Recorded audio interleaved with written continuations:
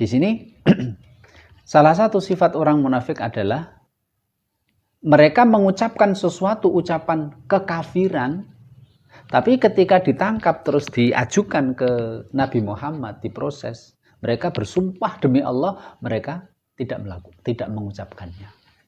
Jadi sifat orang munafik yang paling kentara adalah nomor satu, bohong. Karena munafik sendiri itu kan bohong. Munafik sendiri itu bohong. Karena munafik itu artinya, munafik itu bolong, tapi nggak kelihatan. Paham ya? Munafik itu sesuatu yang lubang, tapi lubangnya nggak kelihatan.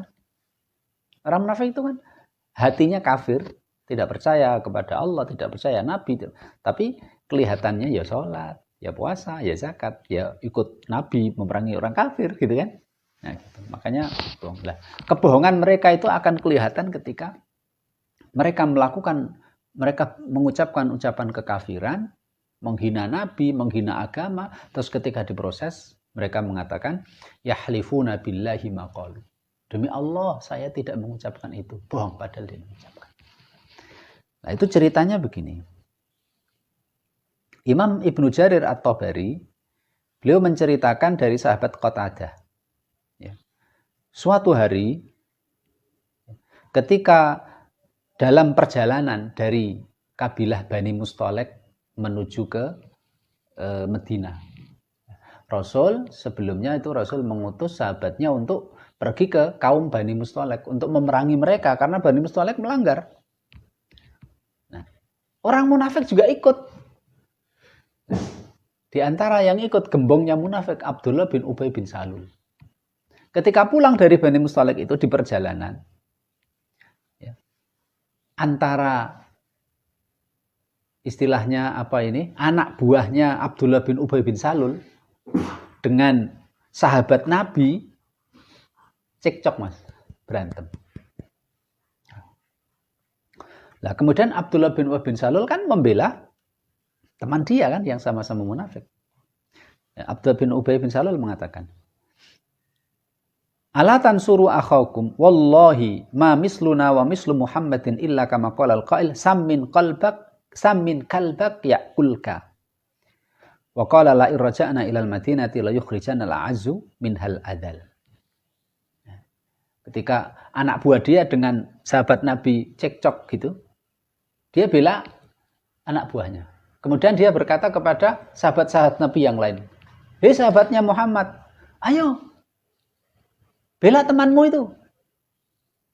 Ayo bela sana." Ibaratnya kayak kayak mengancam gitu kan. Ayo bela itu, gitu kan.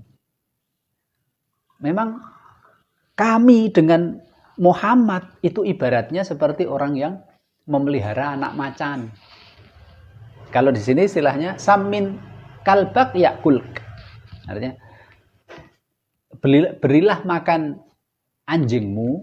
Ini istilah sana ya. Berilah makan anjingmu supaya anjingmu itu besar gemuk. Nanti anjingmu akan makan kamu. Itu istilah orang sana. Samin kalbak yakulka. Ya. Pelihara anjing, kasih makan kasih makan sekenyang-kenyangnya, sebanyak-banyaknya. Anjingnya nanti kalau kuat besar akan makan kamu. Kalau istilah kita bukan gitu, istilah kita memelihara anak macan toh.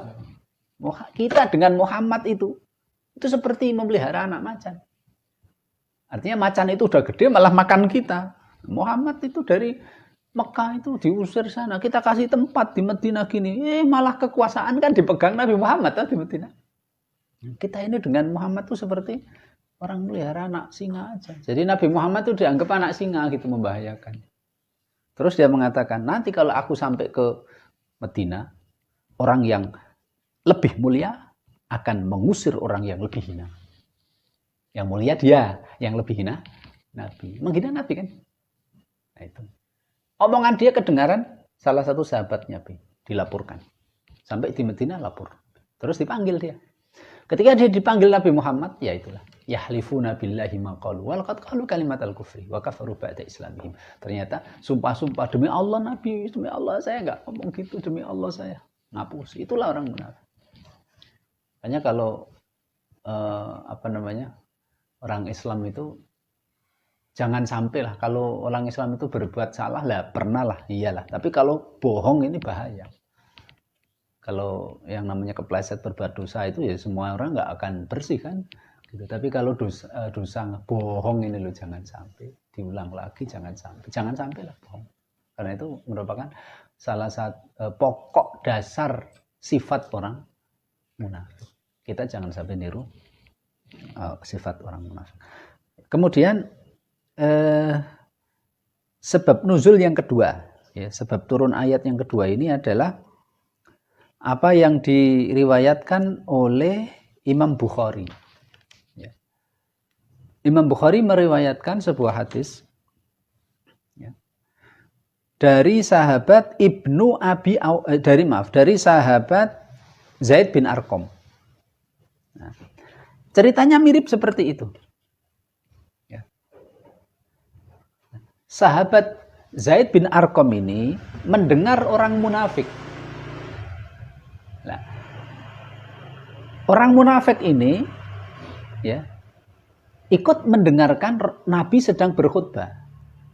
Jadi Nabi sedang berkhutbah di antara dengan sahabat-sahabatnya, orang munafik juga ikut, Mas. Ikut nimbrung situ. Nah, ketika Rasul khutbah ada orang munafik ini ngomong, la in kana shadiqan fa nahnu syarrum minal hamir.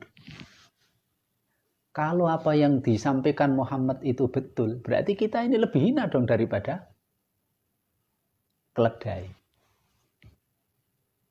Jadi menghina itu. Seandainya apa yang diucapkan Muhammad benar, berarti kita lebih hina dari keledai.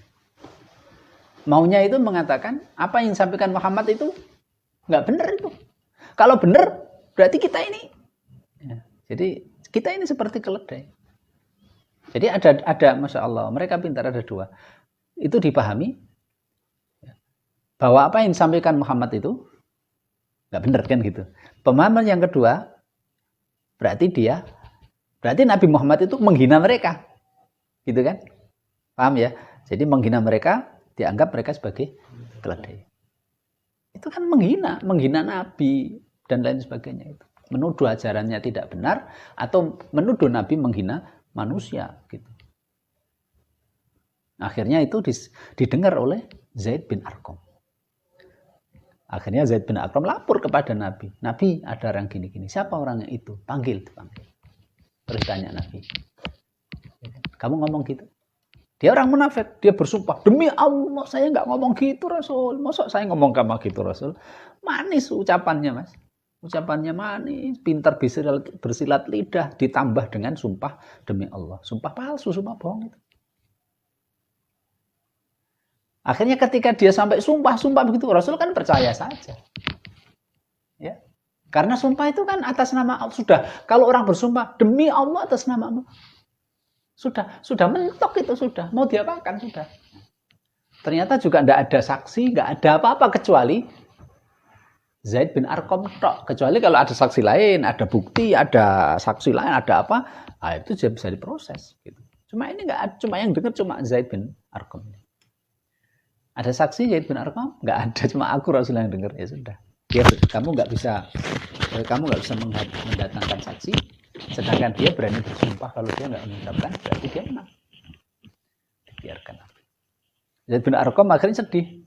Dia berdoa sama Allah, ya Allah, turunkanlah ayat-Mu untuk membenarkan apa yang saya ucapkan, ya Allah, kalau dia memang bohong. Maka turun ayat ini. Yahlifuna billahi ma qalu wa laqad qalu kalimatal kufri wa kafaru ba'da islamihim. Sehingga Rasul sallallahu alaihi wasallam berkata kepada Zaid bin Arqam, "Aufallahu lahu biudunihi." Allah membenarkan apa yang didengarkan Zaid bin Arqam. Ini kan merupakan kelebihan sahabat Zaid bin Arqam. Dia bela, Allah membela dia. Allah menurunkan ayat ini untuk membenarkan ucapan persaksian. Kan luar biasa. Kelebihan Zaid bin Arqam.